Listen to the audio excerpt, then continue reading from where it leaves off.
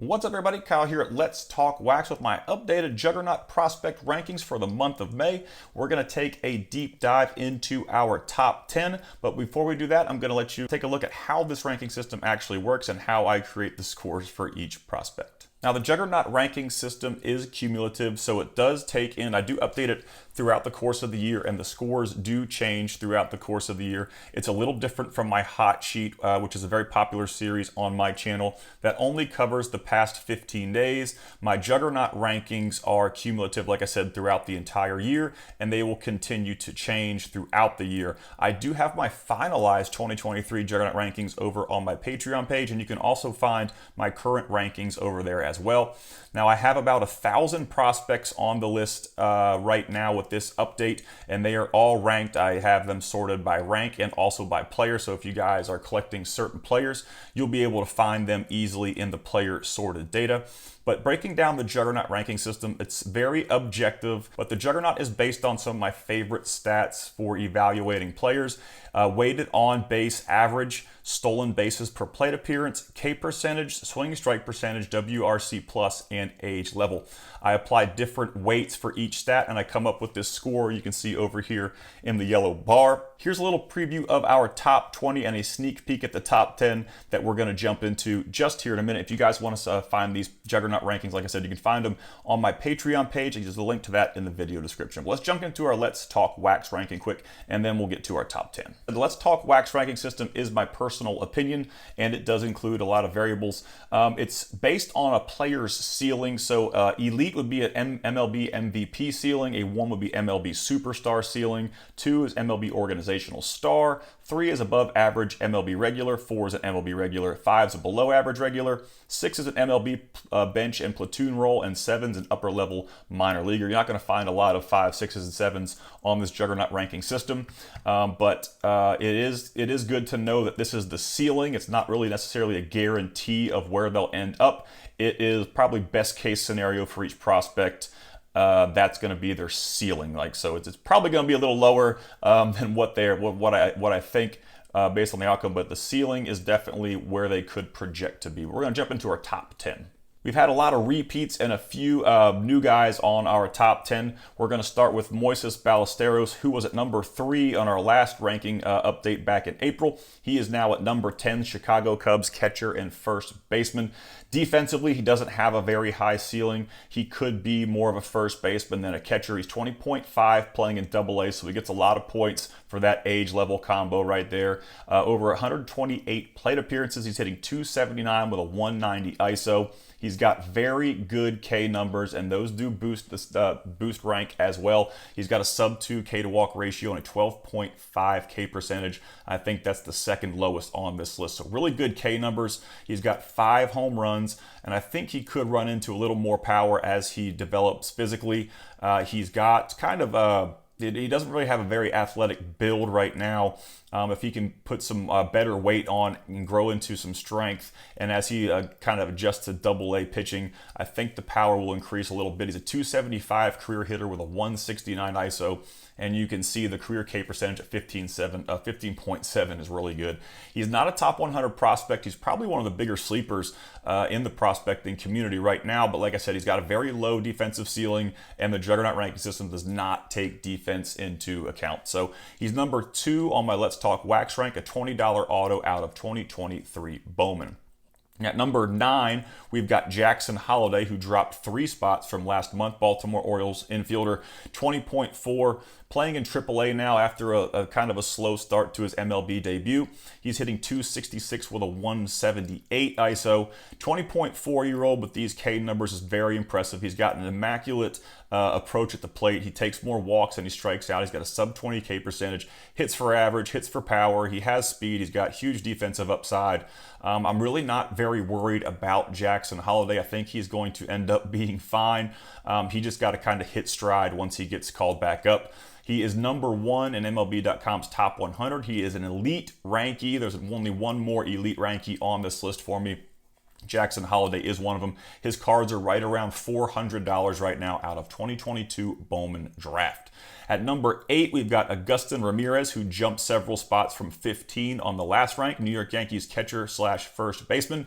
Kind of like Ballesteros here, he doesn't have a lot of upside behind the plate, and he could be a guy that transitions to first base. There's a lot of catchers in the Yankees organization that don't have a ton of defensive upside, but they do have big offensive upside. And Ramirez is a guy with some big offensive upside, so he could profile well at first base. 22.7 in Double A. He's got the highest ISO on this list at 318, 12 home runs so far this year. He does not lead this list in home runs. Believe it or not, our number 2 player has the most home runs at 14, but we'll get to him in a little bit. He doesn't hit for a ton of average, but the power is definitely there. He hits for a lot of average based on his power. But what I like about Ramirez is you get a ton of power with great K numbers. So he's going to make a lot of contact. His raw power is going to get maximized. He's got a 1.16 K to walk ratio and a sub 20 K percentage. So a guy with big juice that makes a lot of contact is going to hit home runs. Career-wise, his numbers kind of pan out the way they have in 2024 so far. 267 batting average, 202 ISO with an 18.6 K percentage. So Agustin Ramirez, a pretty big offensive profile in the New York Yankees organization. He is fresh out of the new 2024 Bowman release. He's a Let's Talk Wax rank of 2.5, and he's got a $40 auto right now. At number 7, we have Zach Veen. He jumped a couple spots from number 11. Now, I did notice that Veen was put on the injured list recently, and I could not find out why. And one of the notes I have over here under Veen is that he is very injury prone.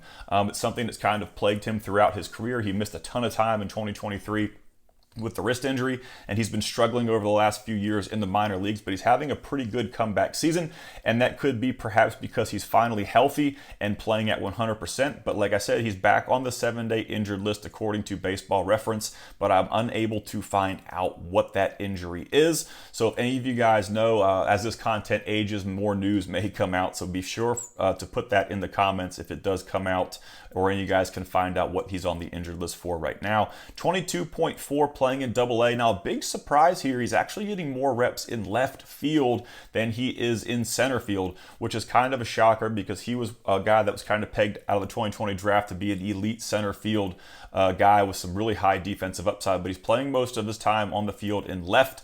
He's hitting 326 with a 242 ISO. He's always kind of held fringy K numbers, and you can see he's got a 2.15 K to walk and a 25.4 K percentage. That's something that I think is going to kind of follow Veen around. He's got kind of a fringy hit tool, but the speed-power combo has always been a big part of what kept him very popular in the prospecting community. 5 home runs, 9 stolen bases so far this year. A career 266 hitter with a 163 ISO and a 24.7 K to walk ratio. So you can see his 2024 numbers are a bit inflated compared to his career numbers. We're going to see another guy like that next in Alex Freeland. You can kind of see his line above. But he's number 2. He's back in the top 100 with MLB.com. I think they recently updated their rankings. He's a Let's Talk Wax rank of 3.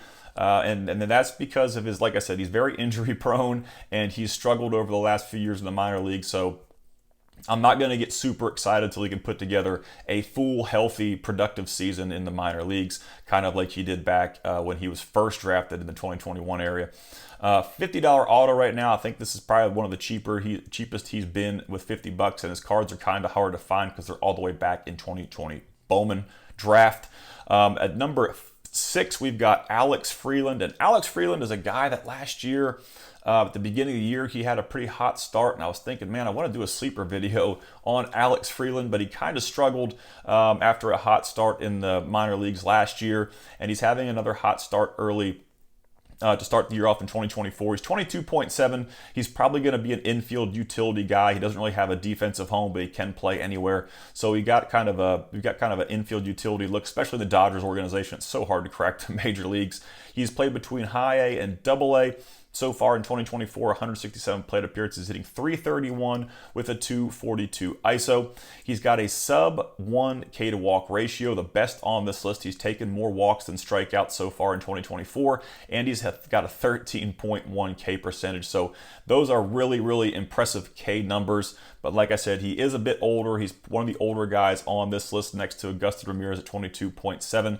He's got 5 homers, 11 stolen bases. The average is way up from his career at 265. The ISO is right about the same at is the same at 242. So he does have a little bit of thump in his bat, and the K percentage is way down, which is kind of exciting. He could run into a little more in-game power if he's making more contact in 2024 than he has throughout his career. He's obviously not a top 100 prospect. He's a Let's Talk Wax rank of 4 for me right now, and that could change if he continues to stay hot or he kind of trends backwards towards his 2023 performance. He's out of 2022 Bowman draft, and he's definitely a guy to keep an eye on. But like I said, I don't see Alex Freeland staying in the top 10 in the Juggernaut rankings for the longevity of the season. I definitely think there are going to be some guys that kind of heat up and play a little bit better than him down the stretch. But you never know with prospecting. You can't predict the future, and we're going to jump into our top 5. Now, if you guys enjoy my content and you'd like to help support the channel, be sure to check out my Patreon page. I'll put a link to it in the video description. I have free and exclusive subscriber content over there, including Bowman Chrome autograph checklist breakdowns for every release since 2019, including the recent 2024 Bowman autograph checklist breakdown. I've got Bowman team break guides for every release since 2020, including the 2024 Bowman team break guide. I've got a top 150 Bowman Chrome autos list, a top 150 Bowman Chrome autos under $50 list, access to my Juggernaut ranking system that is archived for all 2023 players and has just been recently updated for all 2024 players. You get early access to my YouTube video info and Let's Talk Wax articles, plus much more. You can find all exclusive content organized in the collections tab on my homepage if you guys get confused over there. But I'll put a link to my Patreon page in the video description. I appreciate everyone who supports me already. So moving up 15 spots from number 20 on the last update is James Wood. I don't even have any notes on James Wood to talk about besides the fact that he needs to be called up to the major league level. This is a phenomenal bat. He has been consistent throughout his career in the minors. He's been mashing in 2024. He's got 8 homers and 10 stolen bases so far in AAA, 21.7. This kid has an enormous ceiling, probably one of the highest ceilings on this list of any player. He's the only other elite rankie, and I had him at a 1 coming into 2024 in the offseason when I did all my prospect rankings. But after his performance so far in 2024, it's really hard to keep him out of the elite ranking category. So he's hitting .348 with a .223 ISO. Amazing K numbers, a sub 2 K to walk ratio, a sub 20 K percentage, and those are the two things I look for in K to walk and K percentage, a sub 2 in the K to walk and a sub 20 in the K percentage. 8 home runs, like I said, 10 stolen bases. And here's where you got to really respect James Wood is the career numbers. He was out of 2022 Bowman. But over his career, he's hit .300 with a .234 ISO and a 26.5 K percentage. Now, if you look at his K percentage in 2024 so far, he's made a ton of improvements with his contact rate. So hopefully that's going to stick around, and that will help him like anybody else. You know, the more contact you make when you have a lot of power, the more power you're going to hit for. So we could see the home runs kind of tack up, but I would expect James Wood to get a call up at any minute, honestly. The kid needs a shot, so be on the lookout for a James Wood call up. It's definitely imminent in coming in. It's going to be coming in hot here pretty soon, I feel like. He's a $150 auto, and like I said, he is an elite ranking with Let's Talk Wax, and he's number 5 on MLB.com's ranking system. At number 4, we've got Jacob Wilson, who is up 3 spots from number 7. We talked about him last week. He's currently on the 7-day injured list with a knee injury. I'm a little worried about this. I'm not sure if you guys maybe know a little bit more information on the knee injury. It didn't really disclose what type of knee injury it was, if it was an ACL blow, if he maybe sprained it, if he just kind of tweaked it. But knees are finicky, and if this is a big injury, it could kind of definitely affect, you know, the value of Jacob Wilson in the prospecting community, and he was off to such a hot start. So again, in the comments, if you guys hear anything about Jacob Wilson's knee injury, be sure to put those in the comments so we all have a heads up. I really appreciate you guys that do stuff for the channel in the community in the comments like that. But he's 22.2 AA, AAA so far this season, hitting .438, the best batting average on this list. He's got a 214 ISO, but he definitely has gap-to-gap power. He hasn't hit a home run, I think, in about 3 to 4 weeks. He hit 3 very early on and hasn't done much damage since. He's got a 4.0 K to walk ratio right now, which is kind of inflated by a small sample size. He does usually take more walks. He had like a 10 K to walk ratio. I think he had a 10 strikeouts and 1 walk on my last update, but he is taking a few more walks, but he never strikes out, so he's got a 10.1 K percentage. Just the weirdest stat that I've seen in a while. A guy's got the lowest K percentage on this list and the highest K to walk rate, so it's probably due to him making a ton of contact because he does have that elite hit tool. Career average 389, career ISO 180, so you can see his 2024 ISO is a bit juiced compared to what he's done throughout his career, and the 10.1 career K percentage. He's number 5 on the top 100 for MLB.com. He's a number 2 Let's Talk rank for me. It could maybe bump to a 1.5, but I just don't see a ton of power here. He does have a lot of defensive upside at shortstop. His cards are right around $50 right now out of 2023 draft, and if the knee injury does turn out to be a significant injury that's going to take him 5, 7, 9 months to rehab, we could see some prices drop with Jacob Wilson.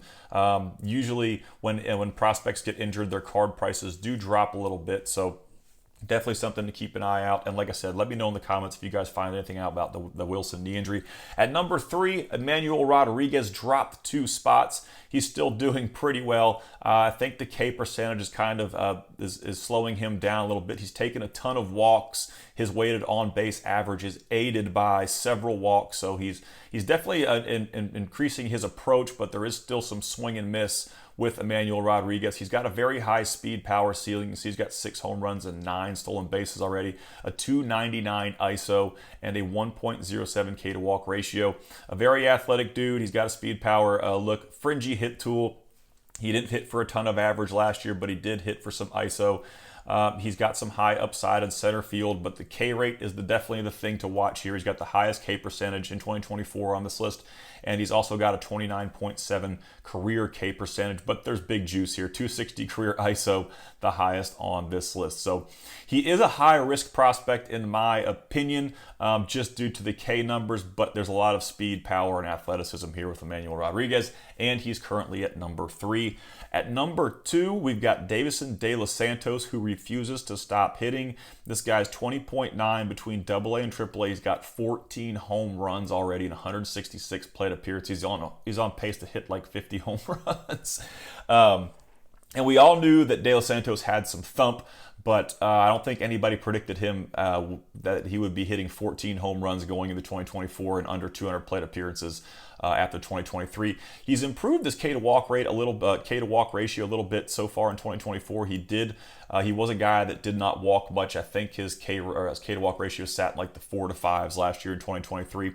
He's also improved his K percentage down to 21.6 from his career at 25.6. So what you're looking at is a big bat here. Hits for average, hits for power.